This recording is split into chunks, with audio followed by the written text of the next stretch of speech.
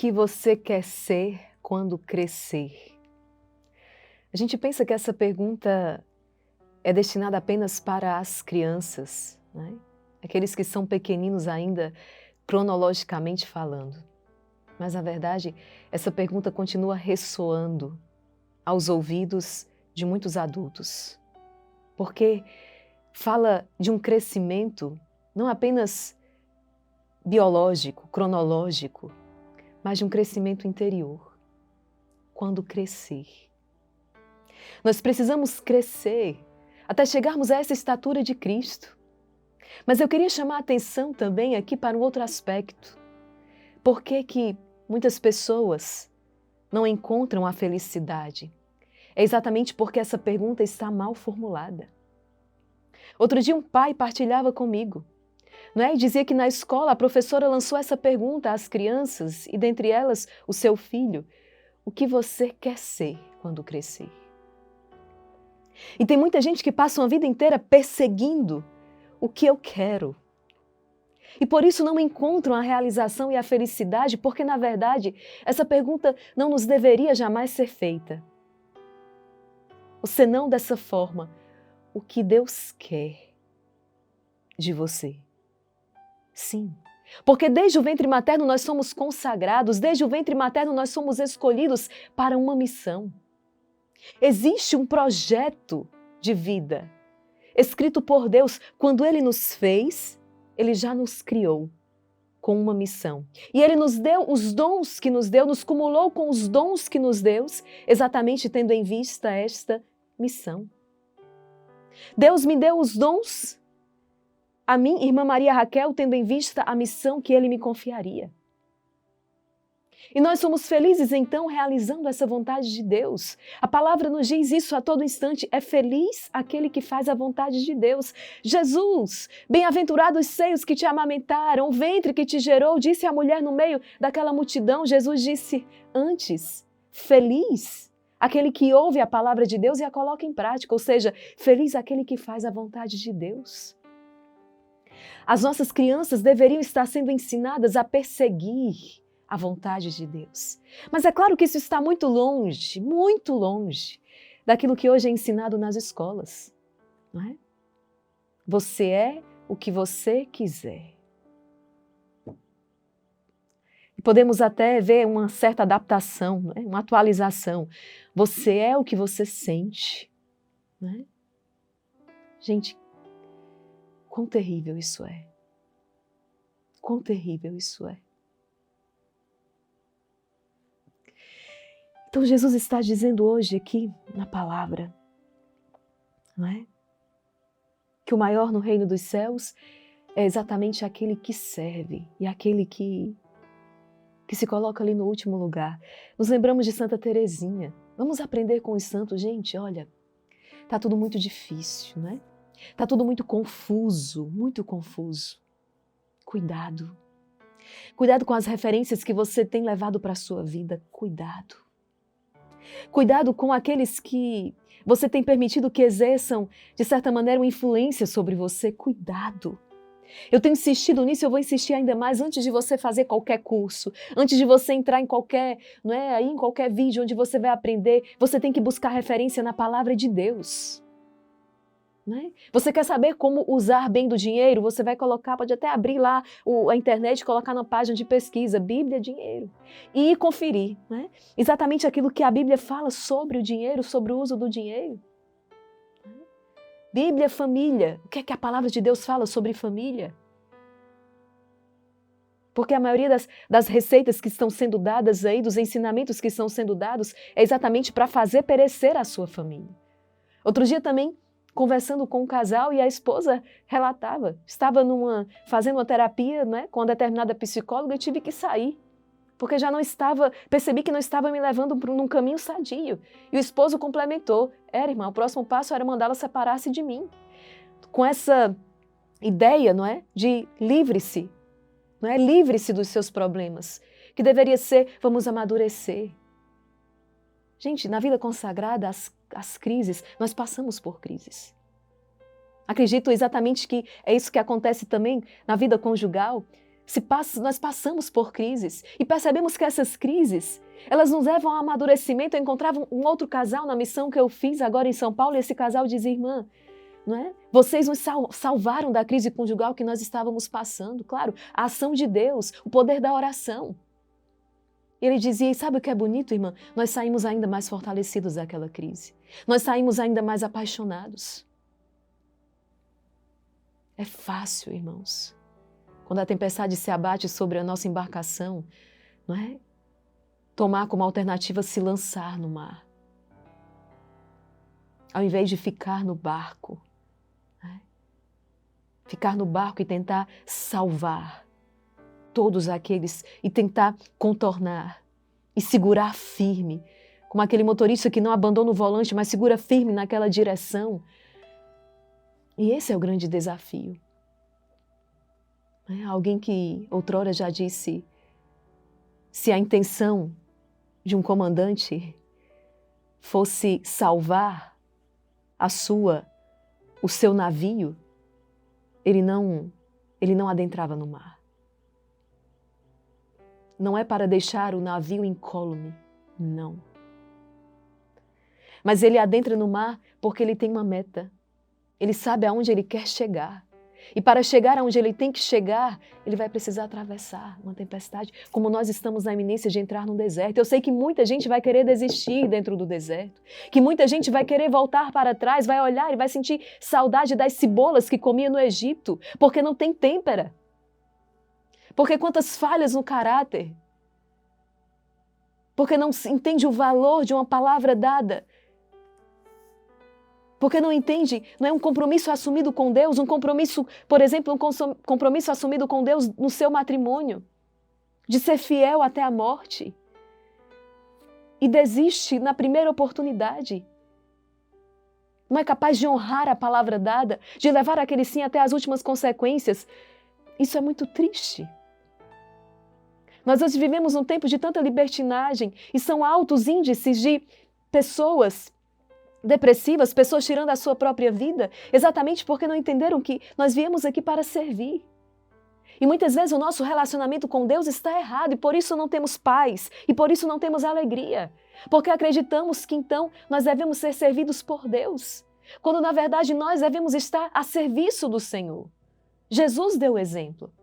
Jesus foi por primeiro. Eu não vim para ser servido, mas para servir, para dar a vida pelos meus irmãos. Por isso que ele começa, então, nessa passagem, exatamente dizendo que ele dará a sua vida, até as últimas consequências. Pai, mãe, será que você está dando a vida até as últimas consequências? Padre, será que o Senhor, no exercício do seu ministério, está dando a sua vida até as últimas consequências? Irmã Maria Raquel, consagrado, será que nós estamos dando a vida até as suas últimas consequências? Ou será que nós estamos poupando? Para quê? Para quem? Para quando? É no serviço desinteressado aos irmãos. É no serviço desinteressado, e Jesus traz, olha só, os discípulos estão discutindo quem é o maior, porque afinal Jesus falou que Pedro era sobre essa pedra que ele iria edificar a sua igreja. Depois ele seleciona, ele escolhe 3 dos seus apóstolos e sobe ao monte e transfigura-se diante deles. Então os discípulos começam, será que você é maior? Será que ele é maior? Será que eu serei o maior? Jesus fala: gente, vocês estão completamente dominados por essa mentalidade mundana, pagã. Será que vocês ainda não perceberam que o maior é aquele que serve? Quem quiser ser maior, sirva. E eu falava de Santa Teresinha, não é? Nós precisamos de referência dos santos, referência na palavra de Deus, referência a quem já venceu a prova, não a quem está ainda aprendendo como faz como a gente. Nós precisamos da referência e que os católicos vão se distanciando muito da verdade, exatamente porque estão buscando a referência em pessoas que ainda estão em luta. Aí se decepcionam e frustram. Não digo que pessoas possam ser luzeiros na nossa vida, não é? Não digo que muitas vezes, quantas irmãs mais experientes, quantas irmãs mais velhas que me aconselham, que me orientam, louvado seja Deus. Mas eu preciso também de um luzeiro muito maior, de pessoas que já passaram pela prova, que já levantaram o seu troféu, que já foram coroadas, a coroa da glória. Por isso que eu preciso olhar para os santos. Os católicos, nós não estamos mais lendo a vida dos santos e estamos perdidos. Não lemos a palavra de Deus, não lemos a vida dos santos e ainda queremos estar orientados. Então falava de Santa Teresinha, do Menino Jesus, e ela dizia, olha, eu encontrei, sabe o que é que eu faço?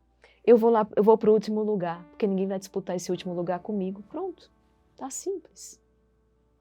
Oh, alma pacificada. Eu vou para o último lugar, ninguém vai disputar o último lugar comigo. Deixa eu ficar aqui quietinha. E ainda vai ser melhor, Jesus fala isso, né, no Evangelho, vai ser muito melhor, porque se o dono da festa, que o senhor da festa chegar e vir que eu estou lá atrás, e se ele desejar, ele vai me mandar sentar na frente. E olha, na frente dos convidados, não é? Que honra! Melhor do que eu sentar no primeiro lugar e depois o dono me mandar ir lá para trás. Não, passar vergonha. E Jesus ainda diz aqui, gente, né, é o que serve, é o que vá para o último lugar. E ele ainda traz um exemplo ainda maior, ele pega uma criança e diz, olha, quem acolher esta criança está acolhendo, não é? Está acolhendo a mim. E quem me acolhe não está acolhendo propriamente a mim, mas aquele que me enviou. E aqui eu me lembro de quantas mães, quantas mulheres, não é? Que dentro do segredo de um lar, entregam as suas vidas por amor à sua família, entregam as suas filhas, suas vidas por amor ao cônjuge, por amor a este filho que nasce. E o mundo fica bombardeando essa mulher. Quantas mulheres eu atendo que são entristecidas porque não estão trabalhando. E por que não está trabalhando? Porque eu engravidei e estou cuidando agora dos meus filhos. Filha, isso é a coisa mais bela que você poderia estar fazendo. Isso é a coisa mais importante que você poderia estar fazendo aqui nesse momento. Não estou fazendo crítica às mulheres que trabalham, que precisam trabalhar, que tem toda a responsabilidade muitas vezes sobre a casa. Se não trabalharem, não tem comida dentro de casa. Mulheres que dobram a maratona, né? Que dobram ali a sua, o seu tempo de trabalho diariamente.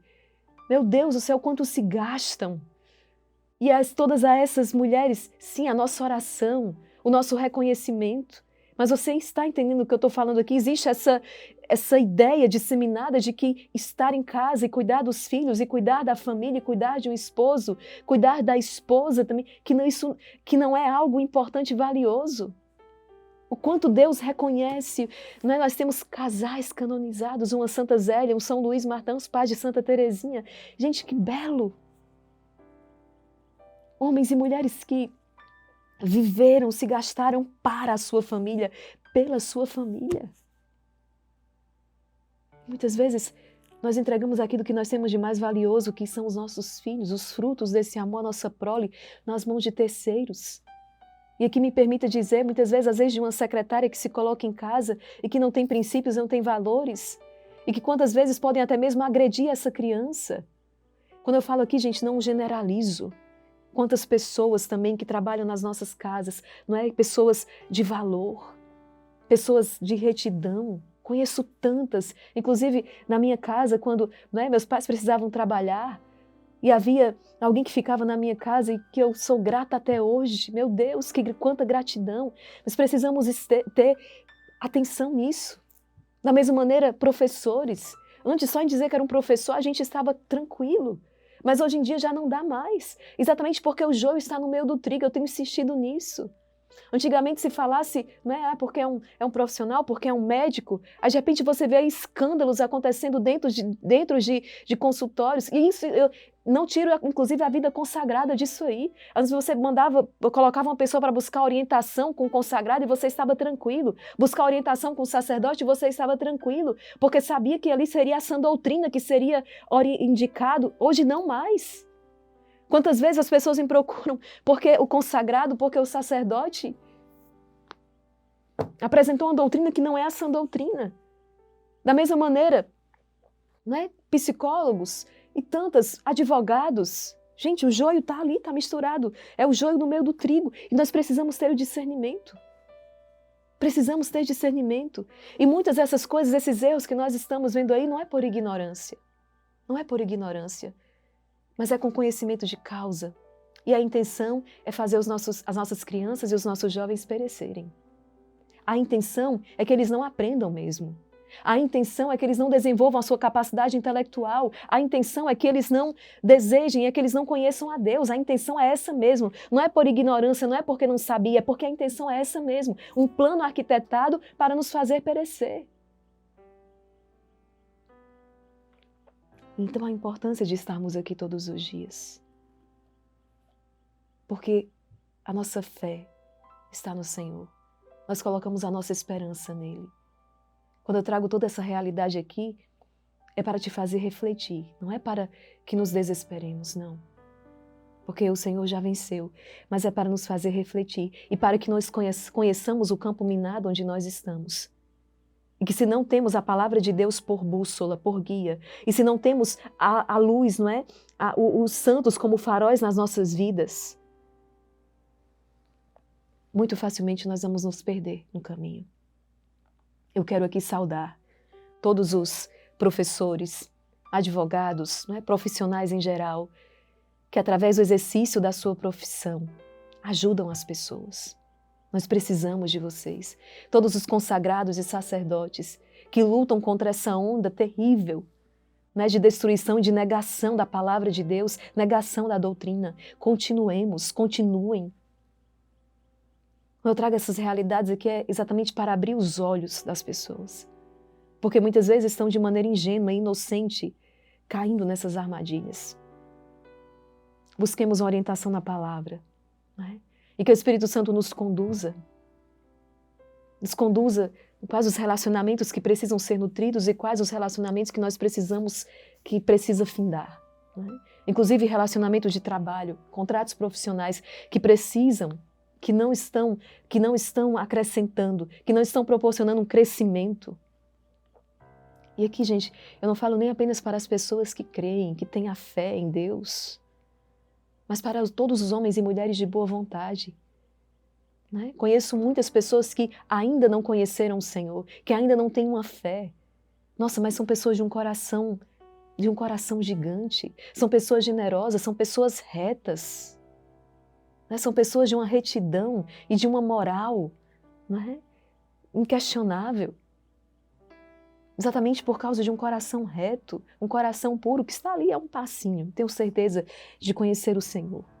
O que São Paulo fala, né? Quando os pagãos obedecem à lei, mesmo sem conhecer a lei, exatamente porque essa lei, a lei natural, é uma lei que está inscrita nos nossos corações. Né? Não mentir, não roubar, isso não é uma questão de fé, gente. Não é? É uma lei natural inscrita nos nossos corações. Eu não precisaria nem conhecer os mandamentos para entender, para saber que mentir não é algo positivo, que é algo moralmente terrível, que roubar, que não se deve roubar. Retidão, você entende isso? Não é? Então vamos proclamar esta palavra e que ela possa nos transformar, porque para isso nós viemos aqui todos os dias. Para sermos transformados pela força e poder que há na palavra de Deus, para que ela vá iluminando os lugares escuros que existem dentro de nós, ou os lugares em que as luzes foram apagadas por causa dos erros que nos foram ensinados, sejam nas escolas, seja através da mídia, dos filmes, das séries. Más companhias e luzes foram sendo apagadas dentro de nós e nós nos encontramos então todos os dias com Deus na palavra para que essas luzes possam ser acesas outra vez e saiamos da escuridão. Nós estamos a um passo aí, a um dia, de iniciarmos um período, a quaresma, é um retiro espiritual. E como nós estamos necessitados deste tempo, não é? Como nós estamos necessitados deste tempo, de um tempo de retiro espiritual, onde eu vou acordar na madrugada às 4 horas, sim, para rezar o rosário. Eu vou me encontrar com Deus ali na Eucaristia. Eu vou me esforçar por ir à missa, né, mais vezes. Eu vou me esforçar por cultivar o silêncio. Né? Claro, eu não vou deixar de cumprir nenhuma das minhas obrigações, porque a santidade passa por aí. Não se eximir das nossas responsabilidades. Né? Como consagrado, como pai e mãe de família, como profissional, como jovem estudante universitário, cumprindo o meu dever, não é? Tirando sim boas notas, me esforçando, mas eu vou viver esse tempo de uma maneira diferente, sem perder essa consciência. Né? Eu estou em retiro. Eu quero me aproximar mais de Deus, exatamente porque eu estou cansado dessa desorientação. Eu quero encontrar o Senhor. Eu quero uma vida feliz na presença de Deus. Eu quero paz no meu coração. Eu quero experimentar a alegria de viver. E isso as medicações não conseguem me dar. Conseguem refrear um quadro, mas não conseguem. Porque isso tudo é um fruto do Espírito. Isso não é fruto de uma medicação, isso não é fruto, isso é fruto do Espírito, isso é graça de Deus. Gálatas 5. A paz, a bondade, a mansidão, a alegria, né? O amor. Isso tudo é fruto do Espírito Santo agindo em nós, ou seja, eu só conquisto isso me unindo a Deus. A comunhão com Deus. Todas essas outras realidades podem ajudar? Claro.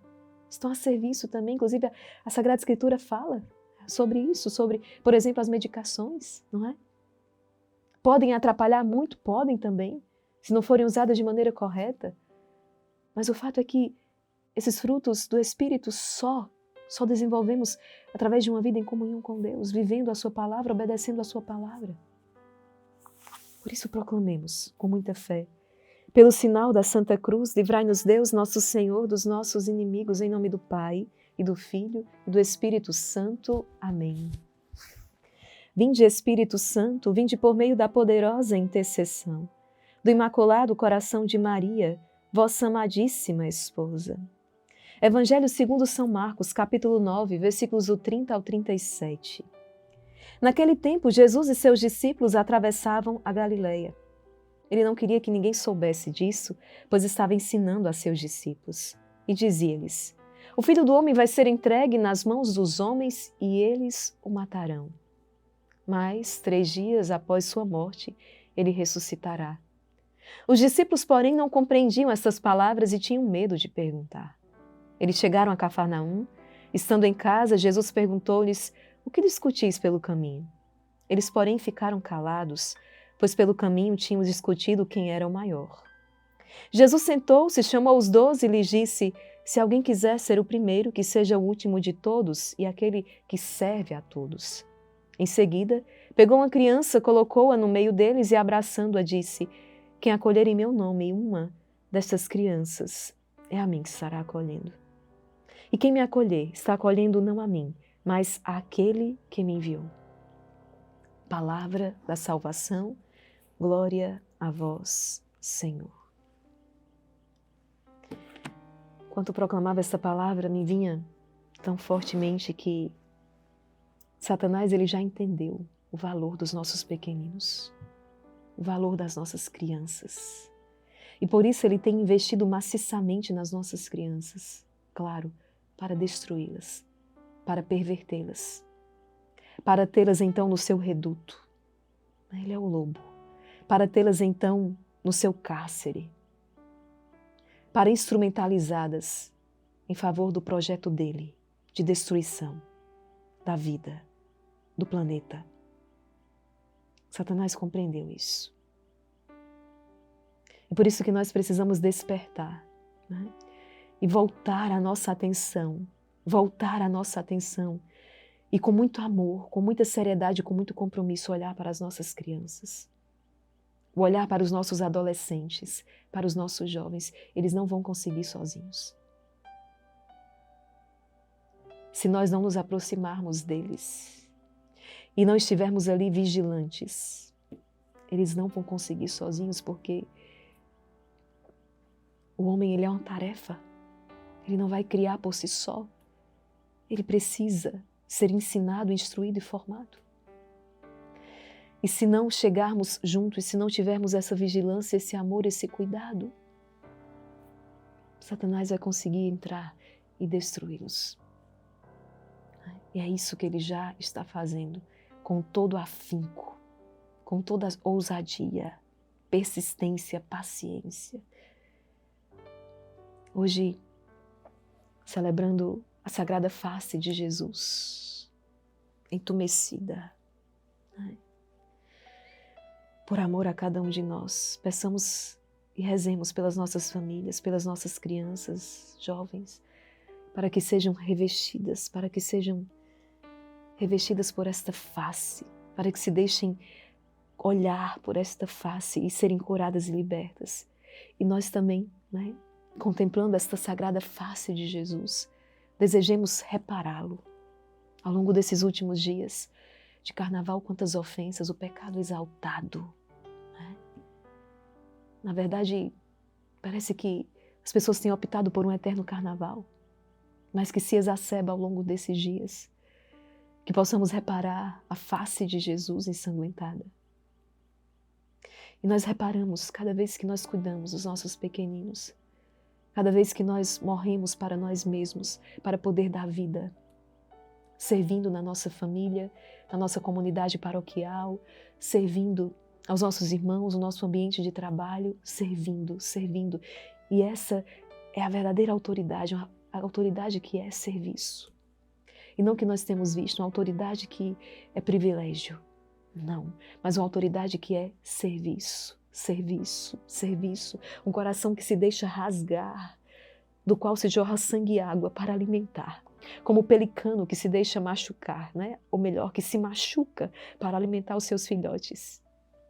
É a imagem mais aproximada de Jesus eucarístico que se deixou ferir para se fazer alimento. E você, filho, filha, quantas vezes no seu dia, na sua casa, vai precisar se deixar ferir ou então ferir-se para poder jorrar sangue e água para alimentar os seus. Mas Deus que vê no segredo, Deus que tudo vê, te recompensará. O mundo não aplaudirá a tua doação. O mundo criticará a sua oferta. Né? Você não passa de um peso. Muitas vezes é isso que nós consagrados ouvimos. Né? Não somos mais do que um peso para a sociedade. Não contribuímos com a sociedade. Mas nós somos cientes da nossa missão. Nós não somos desse mundo, nós não pertencemos a esse mundo. E Deus que vê tudo e vê no segredo é Ele. E é dele que nós esperamos a verdadeira recompensa. Não é isso que Ele diz? Não é? Que uma mão não saiba aquilo que faz a outra, para que dele e só dele então recebamos a verdadeira, única e valiosa recompensa. Deus está vendo. Deus está vendo o teu sacrifício, o teu esforço, as tuas noites em claro. Deus está vendo. E é Ele que te recompensará. Rezemos essas 3 Ave-Marias e aprendamos. Jesus é o modelo perfeito de homem, né? Filho de Deus. Nossa Senhora é o modelo perfeito de mulher, filha de Deus. Que caiam por terra então todos os ídolos, mas que o nosso olhar esteja fito no Senhor, como o olhar de Maria. E busquemos então em Jesus, em Nossa Senhora, né? A nossa referência, o nosso modelo de cristão, de filho de Deus, homem e mulher, enquanto projeto de Deus. Se queremos saber o que é a família, olhemos para a Sagrada Família. Não olhemos para a família da novela das 8. Não olhemos para a família das séries, não. Olhemos para a Sagrada Família de Nazaré. É ali que nós vamos entender o que é uma família. Jesus, Maria e José. Por isso, o homem deixará o seu pai e a sua mãe e se unirá à sua mulher e eles serão uma só carne. Não é? Sejam fecundos, multiplicai-vos. Rezemos juntos. Pelo poder que lhe concedeu Deus Pai. Ave Maria, cheia de graça, o Senhor é convosco. Bendita sois vós entre as mulheres, bendito é o fruto do vosso ventre, Jesus. Santa Maria, Mãe de Deus, rogai por nós, pecadores, agora e na hora de nossa morte. Amém. Pela sabedoria que lhe concedeu Deus Filho. Ave Maria, cheia de graça, o Senhor é convosco. Bendita sois vós entre as mulheres, bendito é o fruto do vosso ventre, Jesus. Santa Maria, Mãe de Deus, rogai por nós, pecadores, agora e na hora de nossa morte. Amém.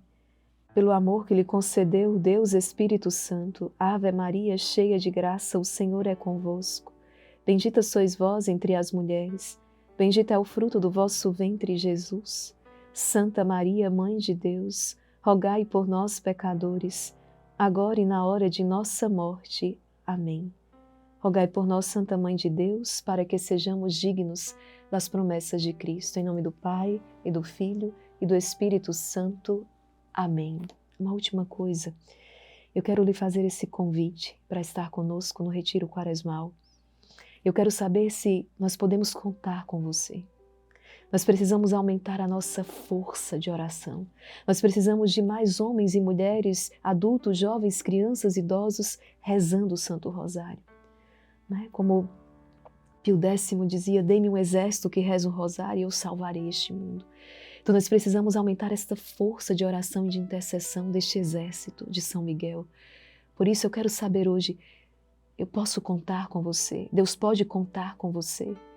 Foi essa pergunta que Deus me fez, eu já dei o meu sim a Ele. Deus pode contar comigo nessa grande obra de salvação das almas. E eu tenho experimentado o milagre de Deus na minha casa, na minha família, na minha comunidade. Eu desejo que você também possa experimentar a misericórdia de Deus na sua casa, não é? Nessa realidade que te circunda. Por isso, mais uma vez, essa pergunta, Deus pode contar com você? Responde aqui nos comentários hoje, diga, não é? Responda a sua resposta, se sim, então escreva sim. Pode contar comigo, Senhor. Eu estarei junto com esta família de oração às 4 horas no Rosário da Madrugada, vivendo esse tempo forte de oração e de conversão que é a Quaresma. Pode contar comigo. E então eu te espero amanhã, aqui no canal Irmã Kelly Patrícia, Instituto Hesed Oficial, para rezarmos juntos. Eu estarei com você na madrugada, rezando o Santo Rosário. Seremos uma grande multidão, uma grande família de oração. E Deus espera por cada um de nós. Compartilhe esse vídeo, compartilhe esse convite. Deus abençoe você e até o nosso próximo encontro, se Deus quiser.